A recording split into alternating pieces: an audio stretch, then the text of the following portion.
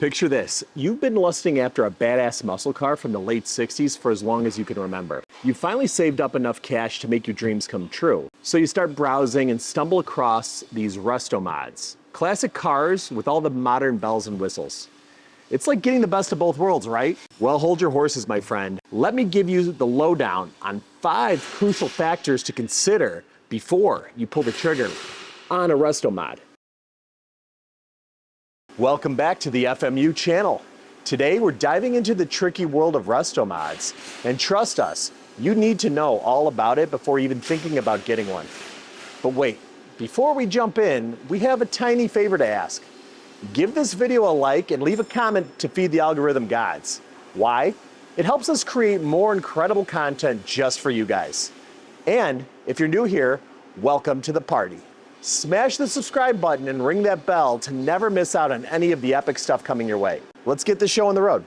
A Resto Mod in its most basic form is a vintage car which has been upgraded to some extent with modernized components, whether that be the engine, the transmission, driveline, suspension, brakes, or the interior. Now, where it gets tricky is when you start swapping parts that were not originally designed to be there. This often requires a fair amount of custom work, as well as a ton of research, trial and error, to find the right solution. Here at Fluid MotorUnion, we see a lot of Resto Mods, and while many of them are badass, clean, well-executed examples, a lot of them are money pits that require fine-tuning to get them feeling just right. Building your dream car is probably going to cost you a lot more than you expect, even if you DIY versus having it built. So buying someone else's project is going to save you a fortune, right? Well, you could be buying someone else's nightmare. You need to deeply think about questions like, what parts were used? The junkyard? Crate complete drivetrain swap? Who did it? Is it homebrew? Local performance shop that did an LS swap only? High-end full build that was done to the owner's specifications? Why would they be selling it though? This is a swap that has been done many times with reputable parts and kits. Or is this a one-off custom budget swap? There are thousands of different options when it comes to Resto Mod builders. How much is the vehicle going for that you want? Are you okay with little details like wiring, cooling, and other systems being done by the previous owner? And if these can be costly to fix, well, you can see where these things not being done right can burn through money faster than gasoline in a match. So let's just say this thing has the power to drive fast, and the other needed components to keep it safely planted on the ground. Do you know what to expect when it comes to upkeep and maintenance? Remember, if you swap the engine and transmission, the service intervals are no longer the same, or even relatively similar to what would have been. Did the car get swapped with a reliable new LS, or did somebody toss in an S85 BMW engine in there that's gonna need 10,000 to 20,000 in maintenance before it turns to 100,000 miles? Almost in every single case, a Resto Mod will not be worth more or even equal to the sum of its parts.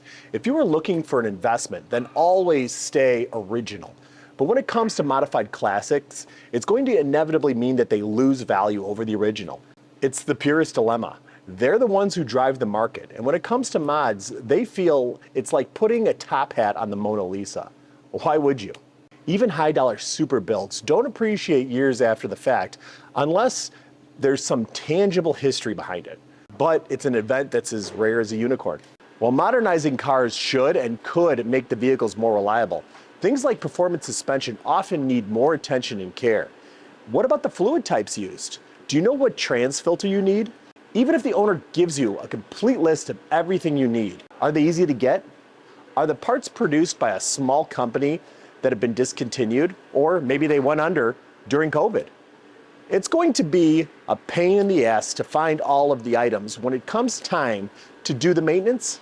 Having parts from 15 different cars will either make your mechanic start sending you Christmas cards because of all the money and time you've spent, or they'll have them cross you off altogether from the brain pain of figuring it all out. Not to mention the frustration of dealing with non-standard parts. And if anything's custom, oh boy, you better be really handy at figuring out what someone else was trying to do, or be on really great terms with your custom performance shop. Maybe someone like the one making the video. We're always hunting for more VIP customers. But seriously, if you end up hunting for a custom part in your Resto Mod, you'd have better luck finding Bigfoot. Okay, so they put a more powerful engine into it. What about the suspension? Is it still rolling around on leaf springs and ancient control arms and bushings? Has it been converted to coilovers? How about the steering? Has it been modernized, or does it have 5 inches of dead zone in the steering wheel? Have the brakes been upgraded? If they're upgraded, has ABS been added? If you've ever driven a classic muscle car, you know that coming to a safe stop can be a leg workout. And unless your spouse is looking to collect life insurance, it's not a good idea to ever take one of these cars out in the rain or even on a cold day. But it's got 8-piston calipers, you say. Yep, and they bite hard. And unless you've got ABS, hard enough to lock you up and understeer you into a curb. These are just some things to think about. Adding hundreds of horsepower to a car with chassis, suspension, steering, brakes that were designed to handle 200 horsepower is a recipe for destroying parts, or worse, ending up in a ditch with your precious new ride. With great horsepower comes great responsibility. So remember, the whole point of this video is just to get you thinking before you buy. But make sure you remember these 5 things if you do go looking at one. Who built your car and why is it getting sold? Know your plan for your maintenance. What is it going to be? It's no longer original. The search for parts turned into a quest, and the too much power syndrome. And since I'd like to think of us as a highly competent shop that happens to deal with this stuff on the daily, it can't be overstated enough to never underestimate the power of a professional inspection. Even if you have a keen eye, it's wise to bring an experienced mechanic, restoration expert, or us, to evaluate your car thoroughly. We can spot hidden issues, assess the overall condition, and provide you with valuable insights. This step can save from costly surprises and ensure you're making a well-informed purchase. Resto Mods can be a unique blend of classic aesthetics and modern performance. So consider these points as your due diligence in finding the perfect one to match your expectations. But most importantly, if you do go for that Resto Mod, just make sure to keep the rubber side down and the shiny side up. If you found this video helpful, don't forget to give a thumbs up. And if you have any Resto Mod stories or tips of your own, please share them in the comments below. Thanks for tuning in, and as always, drive safe and stay passionate about cars. I'll see you in the next video.